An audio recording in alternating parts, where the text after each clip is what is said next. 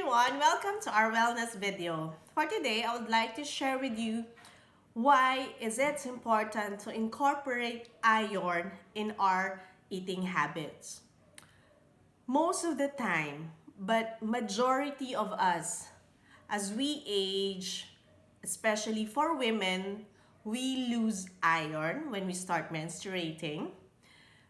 Athletes who are active, they lose this iron because of their activity levels, and when we age, it slowly depreciate our iron levels, and it's part because of our lifestyle and also with our eating habits.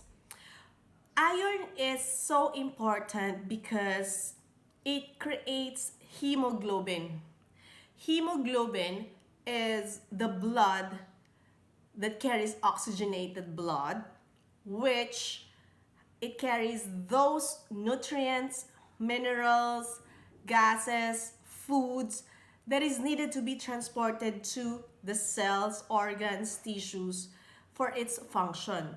So if we don't have enough iron, we cannot have that oxygenated blood, which is the carrier of all those nutrients.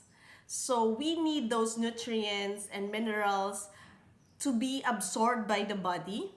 But if we don't have carriers, it will not be delivered. And some of our organs will be compensated to work for it to deliver. So what are the symptoms to watch for with this iron deficiency? First is being tired. It is because we don't get enough oxygen to our muscles and tissues, and also in our heart.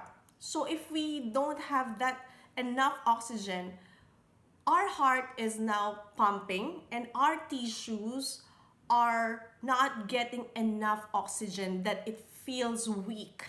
So when you feel like you're tired and weak, probably you don't have enough iron to pump all those oxygen to reach to our tissues and muscles.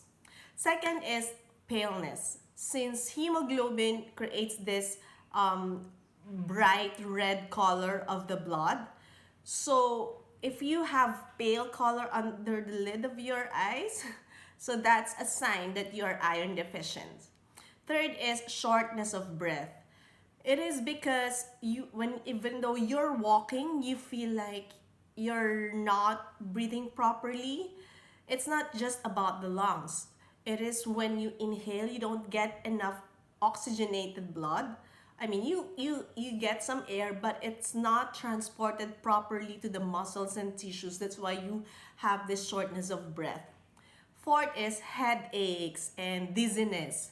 It is because since of this low oxygenated blood circulating to our body, it doesn't reach to our brain, that it causes headaches, dizziness, and sometimes worst scenario, it swells, our brain swells. So really be careful when you feel that headache. Probably you're just deficient with iron.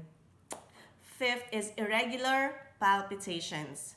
Since we are not getting this oxygenated blood to circulate to our body, the heart is pumping double time, working hard to let those blood reach to the organs. So what we're having is the irregular heartbeat of the heart. And with this long-term irregular heartbeat, it can cause swelling or enlargement of the heart and this murmuring heartbeat. So we should take care of our heart not to work hard. Six is dry, damaged skin. Since the oxygenated blood is not reaching to our tissues and organs, skin, hair, nails are tissues that is needed also. It needs oxygen, but since we're deprived of this oxygenated blood, it gets weak and weak. Seven is the restless leg syndrome. If you feel like your legs is always tired, that you want to put up, it is a sign of iron deficiency, because the oxygenated blood is not reaching to your legs and to your muscles. So you feel like you're having cramps and tiredness of the muscles. Lastly is you feel your hands are cold and your feet. It is because of the poor circulation, because we're not getting enough oxygenated blood to reach to our extremities such as hands and feet. So what are the foods that we should eat? First, we need to know that there are two kinds of iron. There's the hemoglobin and the non-hemoglobin. Hemoglobin is the complete iron. It usually, we can get it from animal sources such as meat products.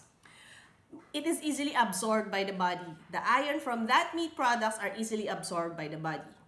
For the non-heme, it is partially absorbed by the body. So it's this usually are the plant-based. So we have the dark leafy greens, the beans, legumes, pulses, and also the fruits that are really bright in colors. There's a lot of iron in those food. So you can have these varieties, but if you want the full iron, get for the heme from the meat products, but also in portion control. And lastly, if you want to boost the iron absorption, you need to take vitamin C.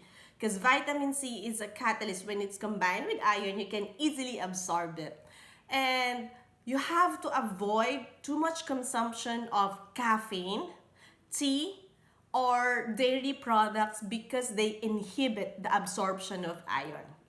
So for today, friends, that's our nutritional tips, and hopefully if you feel all of those symptoms, probably you can check your iron levels and see if that works for you. So today, friends, I'm sending you all the peace, love, happiness, and always stay healthy, people. Bye, everyone.